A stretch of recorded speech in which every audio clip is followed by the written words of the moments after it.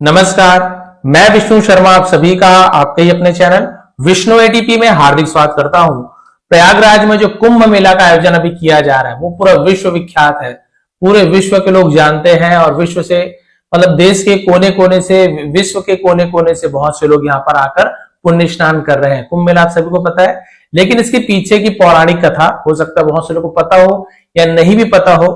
तो आज की स्टोरी में हम उसे जानने वाले हैं।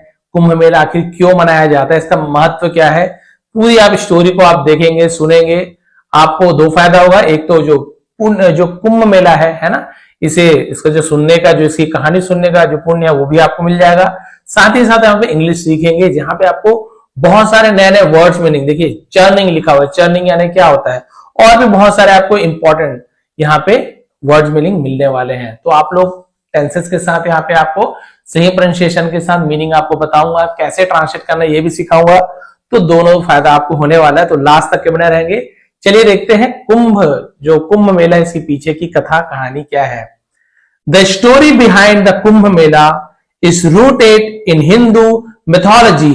ठीक है, द स्टोरी यानी कहानी, बिहाइंड यानी होता है पीछे, द कुंभ मेला यानी कुंभ मेला के पीछे की कहानी, इज यानी है रूटेड मतलब क्या होता है, निहित है, या किसी पर हम क्या बोल सकते हैं, उसकी जड़ है, ऐसे यूज किया जाता है। इन यानी में हिंदू मिथोलॉजी, बहुत सारे माइथोलॉजी बोलते हैं, मिथोलॉजी होता है। मिथोलॉजी यानी ये हिंदू पौराणिक कथाओं को मिथोलॉजी कहा जाता है। बहुत सारे बोलते हैं मिथ्या कथा, नहीं ऐसे नहीं, पौराणिक कथा को मिथोलॉजी कहा जाता है। तो हिंदू पौराणिक कथाओं से ये क्या है, में निहित है कुंभ मेला की जो कहानी है। पर्टिकुलरली, जिसे हम बोलते हैं विशेष रूप से, खास तौर पे, particularly in the tale of the Samudra Manthan. In the tell यानी होती कथा, ऑफ यानी कि द समुद्र मंथन यानी समुद्र मंथन की कथा में। समुद्र मंथन क्या होता है, देखिए लिखा, churning of the ocean of milk. Churning यानी क्या होता है, मथना, मंथन करना, of the ocean of milk, जिसे हम क्या दूध सागर या फिर हम दुग्ध सागर कहा जाता है। ठीक है, तो ये जो समुद्र मंथन था, उससे जो मथने के बाद उसके अंदर से क्या क्या चीज निकला, इससे संबंधित एक कहानी है, आपको जरूर पसंद आएगी। स्टोरी बहुत से लोगों को पता भी होगा, चलिए देखते हैं क्या हुआ। The ancient story is found in the Bhagavata पुराना, तो भागवत पुराण ऐसे बोलेंगे, विष्णु पुराण एंड द महाभारता। तो जो एंसेंट स्टोरी, एंसेंट यानी क्या होता है, ये जो प्राचीन कथा, इज फाउंड यानी पाया जाता है ना। ये कथा कहां पाई जाती है, इन यानी में द भागवता पुराण यानी भागवत पुराण, विष्णु पुराण एंड द महाभारत। ठीक है, इसमें कथा पाई जाती है, इस कथा का उल्लेख है। The legend explains the origins of the sacred nectar of immortality, जिसे हम अमृत कहते हैं। द लेजेंड एक्सप्लेन्स, अब देखिए आपको जो लेजेंड का मतलब क्या होता है, एक लेजेंड का मतलब होता है दिव्य पुरुष को, यार लेजेंड है यार ये, तो वो लेजेंड। और एक लेजेंड का मतलब क्या होता है, किंवदंती, यानी जो प्राचीन कहानी कथाओं से किंवदंतियों को लेजेंड कहा जाता है। तो यहाँ पे कहानी कथा के लेजेंड कहा जा रहा है। तो जो किंवदंती है, जो कहानियां हैं, एक्सप्लेन्स व्याख्या करती है। ओरिजिन्स का मतलब उत्पत्ति को ओरिजिन्स कहा जाता है ना, उत्पत्ति को। ऑफ द सेक्रेट यानी पवित्र, नेक्टर का मतलब अमृत, पवित्र अमृत के जो उत्पत्ति को है ना व्याख्या करती है। ऑफ इमोर्टलिटी मतलब क्या होता है, अमृत, अमरता को इमोर्टलिटी कहा जाता है। एंड और its connection to the 4 locations where the Kumbh Mela is celebrated, Prayagraj, Haridwar, Ujjain and Nashik. तो इसका कनेक्शन मतलब क्या होता है, इसका जो संबंध है, 4 लोकेशंस, 4 जो लोकेशन है, जो स्थान है, वेयर, जहां, वेयर यानी कहां भी होता है, जहां भी होता है। कुंभ मेला सेलिब्रेटेड, जहां कुंभ मेला मनाया जाता है, कहां पर, प्रयागराज में, हरिद्वार में, उज्जैन में और नासिक में। तो अभी प्रयागराज में हो रहा कुंभ मेला। चलिए देखते हैं क्या हुआ, कैसे हुआ। मैंने पहले बताया लेजेंड का मतलब 2 होता है, यहां पे लेजेंड है किंवदंती या कथा, कहानी को हम लेजेंड कहेंगे। द लेजेंड ऑफ समुद्र मंथन की कथा। अकॉर्डिंग टू द मिथ, अब यहां पे देखिए मिथ लिखा गया है, बट एक्चुअल में जैसे कि इसे जो फॉरेनर लोग हैं उसे क्या कहते हैं, मिथ कहते हैं। यानी कि इसे वो लोग सच नहीं मानते, कल्पना मानते, मिथ्या कथन मानते हैं, तो ऐसे इन लोग मिथ लिखते हैं। बट एक्चुअल में ये आप सभी को पता है, जो जो मानते हैं उनके ऊपर है। अकॉर्डिंग टू द मिथ यानी मिथक के अनुसार, तो हम बोलेंगे कथा के अनुसार, हम मिथक क्यों बोलेंगे, कथा के अनुसार, द देवास यानी कि देवास यानी देवता, गॉड्स एंड असुराज जिसे हम डीमंस कहते हैं ना, बहुत सारे डेमंस कहते हैं, डीमंस वर यानी थे इन कांस्टेंट कॉन्फ्लिक्ट। कांस्टेंट कॉन्फ्लिक्ट का मतलब क्या होता है, लगातार, कांस्टेंट लगातार, कॉन्फ्लिक्ट यानी संघर्ष, लगातार संघर्षरत थे वो लोग, लगातार लड़ाई करते रहते थे। द देवास देवता weaken by a curse from sage Durvasa, weaken, weaken मतलब कमजोर हो गए थे, बाय यानी द्वारा, कर्स फ्रॉम से दुर्वासा, दुर्वासा मुनि के द्वारा जो श्राप देने से क्या हो गए थे, कमजोर हो गए थे देवता, तो उनके पास वो ताकत नहीं थी कि असुरों से लड़ सके। Sought lord Vishnu help, sought यानी मांगी, तो उसे हम सॉट कहते हैं, क्लियर है। लॉर्ड विष्णु हेल्प, तो अपॉस्ट्रोफी एस खाकी के यानी भगवान विष्णु की मदद मांगी उन्होंने। He suggested that they work together with the asuras to churn the ocean of milk. He suggested, और उन्होंने, सजेस्टेड यानी सुझाव दिया, दैट की दे वर्क यानी उन्हें क्या करना चाहिए, काम, टुगेदर एक साथ काम, विथ यानी साथ में, द असुरास असुरों के साथ, टू चर्न ये वर्ब है, चर्न यानी वही मथने के लिए चर्निंग कहा जाता है, जैसे दही मही आपने देखा मथते हैं, बिलोना। Churn the ocean of milk, ocean of milk हम यहाँ पे क्षीर सागर को ओशन ऑफ मिल्क कहा जाता है।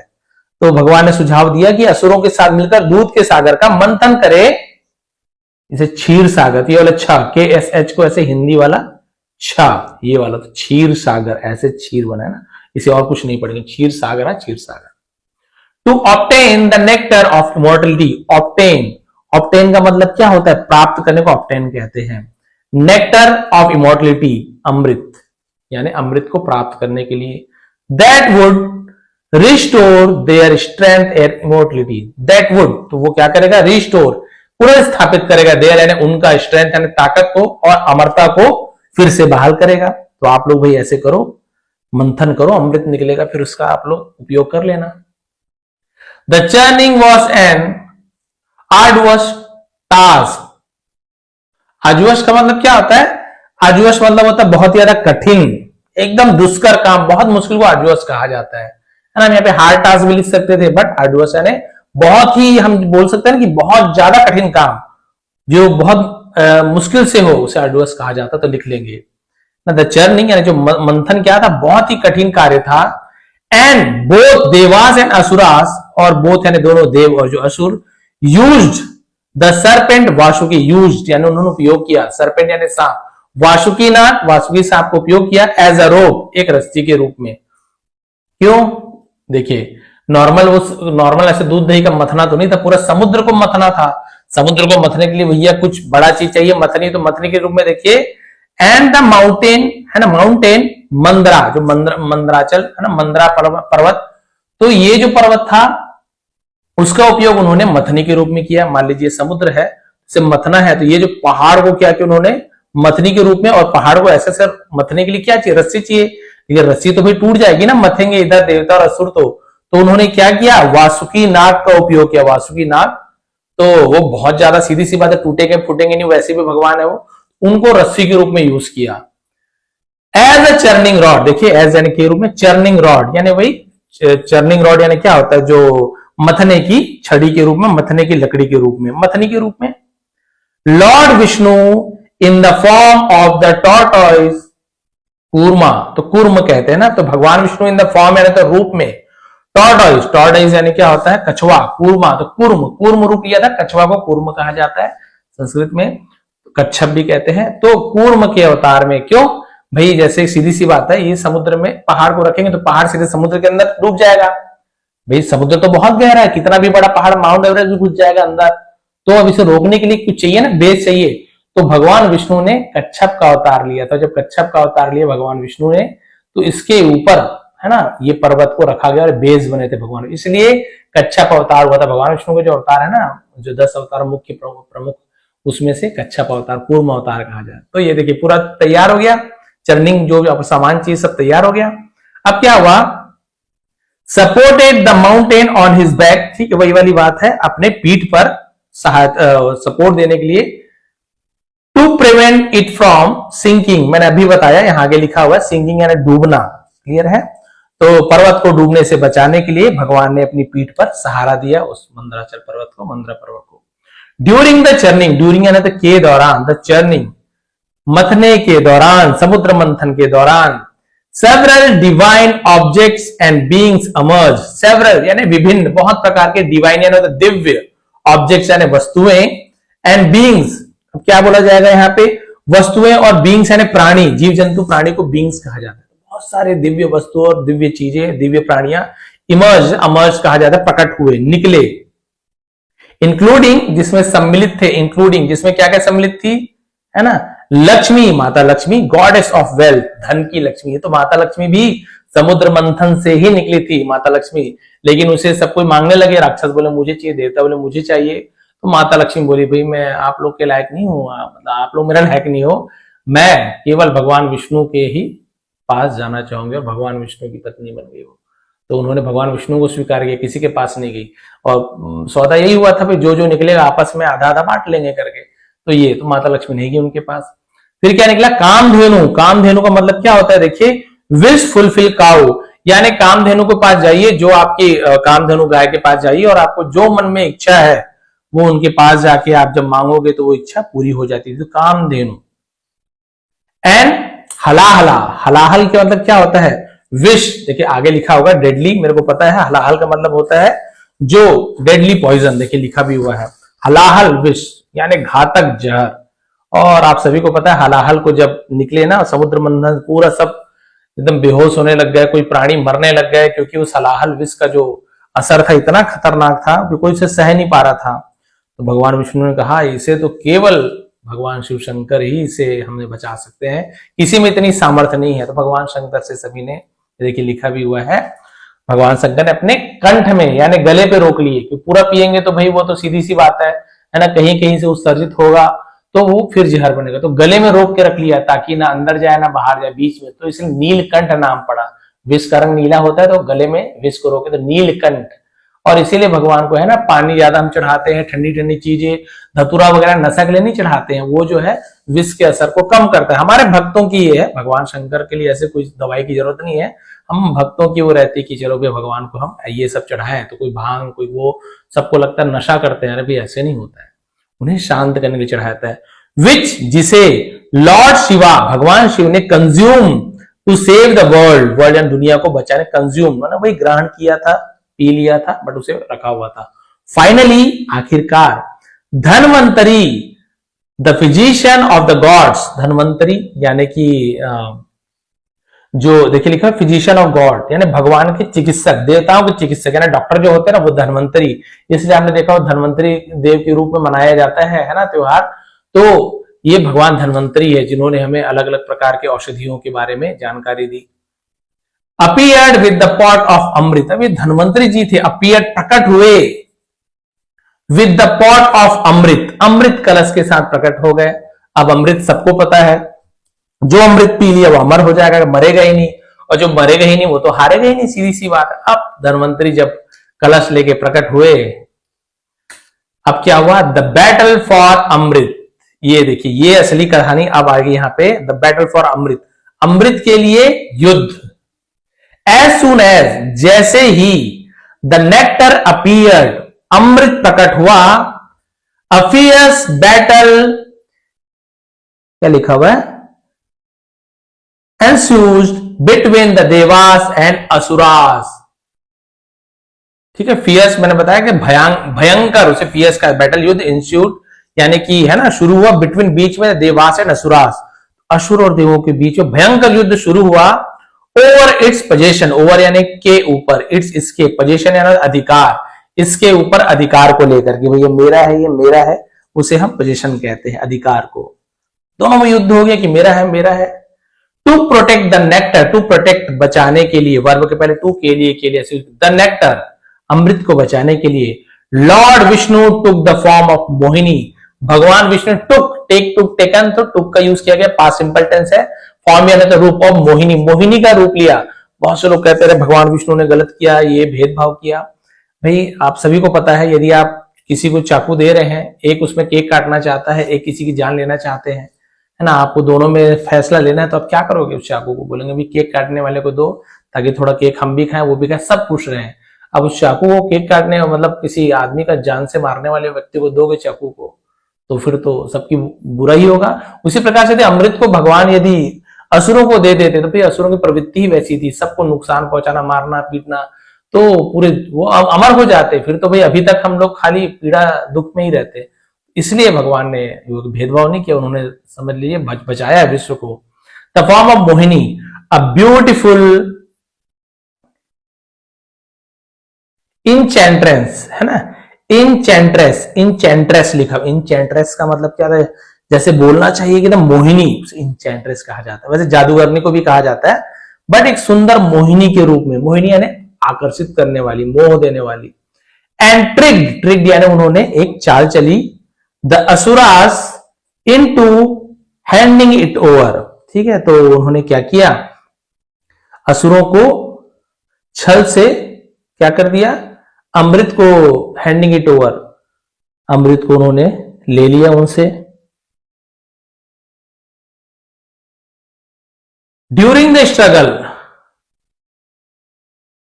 वही संघर्ष के दौरान, तो उन्होंने अमृत को देने के दौरान उन्होंने चाल चली। क्या कि ड्यूरिंग द स्ट्रगल और संघर्ष के दौरान 4 ड्रॉप्स ऑफ अमृत, यानी अमृत की जो 4 बूंदे थी। इससे पहले जब मोहिनी नहीं आई थी ना, उससे पहले देवदानों में ऐसे ये बॉटल है, वो क्या बोलते हैं आपका कलश है, यहाँ पे अमृत कलश रखा हुआ है, और इस कलश में जो अमृत था इधर देवता खींचते थे, दानव खींचते थे। इसमें क्या होता था?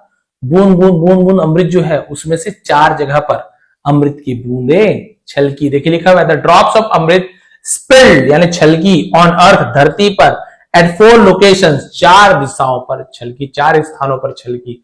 वो 4 स्थान कहां का? जहां पे अमृत की बूंदे गिरी।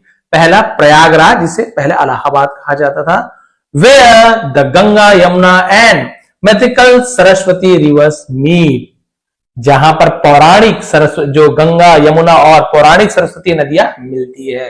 गंगा यमुना तो सब देखे होंगे संगम में, और सरस्वती नदी अदृश्य है, क्योंकि जो माणा है, माणा कहते हैं, जो बद्रीनाथ के पास है, वहां पर इनका उद्गम स्थल। मैंने सरस्वती माता को देखा है, नदी को उद्गम, सरस्वती माता पूरा आंखों से देखा है, लेकिन वो वहां से अदृश्य हो गई, क्योंकि उन्हें शाप दे दिया था भगवान ने।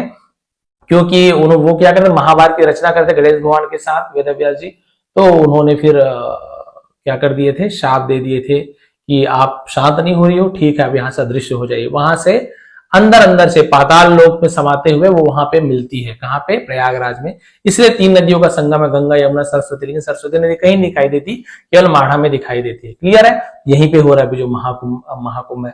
हरिद्वार आप सभी को पता है, on the banks of the Ganga river, Ganga नदी के किनारे, वहां पर गंगा नदी में, हरिद्वार में ये गिरा अमृत। Ujjain on the Shipra river, Shipra नदी में, उज्जैन में, तो यहां पर भी होता है, आपको पता है कुंभ मेला। नासिक में ऑन द गोदावरी रिवर, और गोदावरी नदी पर नासिक में भी अमृत की बूंद गिरी थी। इसलिए 4 जगहों पर कुंभ का आयोजन किया जाता है। दीज प्लेस बिकेम सैक्रेड, और ये जो प्लेसेस यानी ये जो जगह थे, स्थान थे, बिकेम हो गए सैक्रेड, पवित्र हो गए। एस क्योंकि they were touched by the nectar of immortality, they were touched, वे स्पर्श किए गए थे, by the nectar of immortality यानी अमृत के द्वारा उनका स्पर्श किया। अमृत गिरा था तो वो जगह ही पूरा पवित्र हो गया। It is believed that, है ना, ये माना जाता है कि during specific planetary alignment, during के दौरान, स्पेसिफिक यानी कोई विशेष, प्लेनेटरी यानी क्या होता है? जो प्लैनेट होता है, जो हमारे ग्रह होते हैं, अलाइनमेंट यानी संयोग, यानी ग्रह के अलग अलग संयोग होते हैं, तो ये ग्रह यहाँ पे, ये ग्रह यहाँ पे, ये ग्रह, तो कुछ संयोग होता है। वो जब ग्रह जब संयोग होते हैं तब क्या होता है? The reverse at this sides become charge with divine energy. उसी समय, हर समय तो गंगा नदी का पानी हम ऐसे ही पी रहे हैं, तो भी वैसे अमर हो जाना चाहिए हर आदमी को, हर व्यक्ति को नहीं। इसका अलग मात्रा, लोग यही सोचते हैं गंगा नदी में अमृत गिरा था मतलब पिएंगे अमर, भी ऐसे अमर हो जाते तो बात ही क्या था, पापी भी गंगा स्नान कर रहे पी रहे, नहीं, ऐसे नहीं है। तो क्या होता है, ये जब विशेष परिस्थिति आती है तब क्या होता है, उन नदियों में क्या होता है, become charge with divine energy, यानी जो दिव्य बोला चाहिए, दिव्य जो शक्तियों से, दिव्य ऊर्जा से भर जाती है नदियों में। जो उस ऊर्जा, दिव्य ऊर्जा भर जाती है, विशेष संयोग आता है तब। Offering devotees and opportunity, offering, offer यानी भाई जैसे हम बोलते हैं ना कि उन्हें अवसर मिलता है, ऑफर मिलता है, डिवोटीज भक्तों को, एंड अपॉर्चुनिटी एक मौका मिलता है, ऑफर यानी भाई भक्ति करने की, सेवा करने की, चढ़ावा करने का बहुत सारा मतलब होता है। टू क्लीनेस, सॉरी हाँ, क्लींस देयर सिंस यानी अपने पापों को, सिंस यानी पापों को साफ करने के लिए, पापों को धोने, एंड अटेन, अटेन यानी प्राप्त करना, स्पिरिचुअल लिबरेशन जिसे हम बोलते हैं आध्यात्मिक मुक्ति प्राप्त करने का अवसर उन्हें प्राप्त होता है। लास्ट आधा पेज बचा हुआ है, तो अभी तक आपको यहां तक तो स्टोरी समझ ही आ गई। ये देखिए सिग्निफिकेंस ऑफ कुंभ मेला। अब देखिए यहां पे आपको सिग्निफिकेंस का मतलब होता है महत्व, तो कुंभ मेला का महत्व। The Kumbh Mela celebrated at these 4 location, ये भी जान गए, कुंभ मेला इन 4 स्थानों पर मनाया जाता है। Is one of the largest religious gathering in the world, और जो क्या है दुनिया के सबसे बड़ी धार्मिक आयोजनों में से एक है। It is held in rotation every 12 year at east side, और ये प्रत्येक 12 वर्ष में, हर 12 वर्ष में बारी बारी से, ईस्ट साइड ने बारी बारी से आयोजित किया जाता है ना, 12 साल ऐसे। और and the Mahakumbh takes place once every 144 years Prayagraj. ये देखिए प्रयागराज में जो हो रहा है ना, 144 साल में जो होता है प्रयागराज में, वो महाकुंभ है, ये प्रयागराज में ही होता है 144 साल बाद। यदि आप अभी इस बार नहीं नहाए, मालूम से 144 साल बाद ही महाकुंभ में नहाने का आपको यदि मौका मिला, यदि जीवित रहे या कुछ भी रहे, अगले जन्म भी हो जाता है तो फिर बात अलग है। तो 144 साल बाद महाकुंभ का आयोजन होता है, कहां पे, प्रयागराज। इसलिए सब देखिए इस बार मतलब कोई मौका छोड़ ही नहीं रहा है, और जिसके भाग्य में जो भगवान बुलाते जाते ही जाते हैं। अभी तक तो हमें सौभाग्य नहीं मिला अभी तक कुंभ मेला में जाने का, बट जानते हैं जब भगवान का बुलावा है जरूर जाएंगे। द फेस्टिवल सिंबलाइज्ड, है ना, ये फेस्टिवल का सिंबलाइज मतलब क्या होता है, ये प्रतीक है the eternal struggle between goods and evil, है ना, इसे इविल भी कहा जाता है, अच्छाई और बुराई के बीच शाश्वत, है ना, संघर्ष का प्रतीक है, इसे इटर्नल शाश्वत कहा जाता है। And serves as a reminder of the importance of devotion, और ये क्या है, भक्ति, तपस्या और आध्यात्मिक। देखिए डिवोशन, भक्ति, महत्व है, किसका महत्व है, पेनेंस, तपस्या, स्पिरिचुअल अवेकनिंग जिसे हम कहते हैं कि आध्यात्मिक जागृति का ये प्रतीक है। मिलियंस ऑफ पिलग्रिम्स, पिलग्रिम्स यानी तीर्थयात्री को पिलग्रिम्स कहते हैं, पिलग्रिमेज यानी तीर्थ यात्रा, पिलग्रिम्स यानी तीर्थयात्री, गैदर इकट्ठा होते हैं, टू बेद, बेद यानी होता है नहाना, बहुत सारे बाथ कहते हैं, और बेद है ना, बाथ, BATH, बाथ, नहाना, वो वर्ब है, बेद, बेद यानी होता है, इसका मतलब स्नान करना, दोनों वही है, बट ई लग जाता है, वहां पे ई नहीं रहता।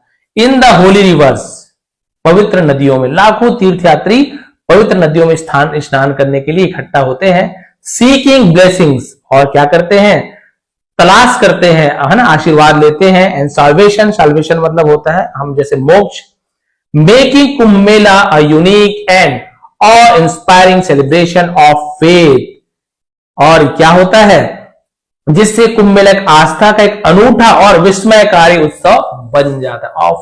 ऑ इंस्पायरिंग जिसे मतलब विस्मयकारी, जिसे बोलते हैं ना एकदम आश्चर्यचकित हो जाओ, ऐसा एक उत्सव बन जाता है, विस्मयकारी उत्सव बन जाता है। तो भाई ये थी कुंभ मेला, महाकुंभ की कथा। तो कभी भी अब जब भी कुंभ मेला का आपको जिक्र होगा या आप कभी भी सुनेंगे कुंभ मेला के बारे में, तुरंत आपको याद है कुंभ यानी ही घड़ा होता है, सीधी सी बात है, और वो घड़े से संबंधित ही आपका ये मेला है। तो तुरंत आपको समझ, अच्छा ये वो वाला घड़ा है जो समुद्र मंथन में हुआ था, जिसमें आप सभी को फिर याद आ जाएगा वासुकी नाग थे, है ना, मंदराचल जो पर्वत थे। इसके अलावा आपने देखा कि कच्छप अवतार, कूर्म अवतार भी लिए थे, और उसी समय मोहिनी का रूप भी भगवान विष्णु ने धारण किया था। और इस प्रकार से समुद्र मंथन में बहुत सारे अलग अलग चीज निकले, और बोलेंगे राक्षसों को भी बहुत ऐसे बोलते हैं कि जो विष निकला, जहर निकला ना, तो उसकी कुछ बूंदे गिरी, तो भाई जहर भी निकला तो उसकी भी बूंदे गिरेगी ना, तो उसकी जो बूंदे गिरी, तो वहां पे जो जीव जंतु होते हैं, जहरीले जीव जंतु जिनमें जहर पाया जाता है, विष पाया जाता है, उनकी उत्पत्ति हुई वहां पे, जैसे सांप, बिच्छू और बहुत सारी चीजें। इसके अलावा जो लहसुन प्याज कहते हैं वो भी अमृत गिरा है, लेकिन अमृत गंदे जगहों में गिरा है ना, बदबूदार कीचड़ गंदे या मलमूत्र वाले स्थान पे अमृत की बूंदें गिरी हैं। तो अमृत जैसा उसका फायदा है भाई, क्या लहसुन प्याज का फायदा नहीं है कि बहुत ज्यादा उसका फायदे हैं, लेकिन बदबू आती है। यही कारण है कि है तो अमृत वो, लेकिन उससे बदबू आती है, क्योंकि वो छलक के वैसी वैसी जगहों पर गिरा था। और जहां पे विष गिरे थे वहां पे जो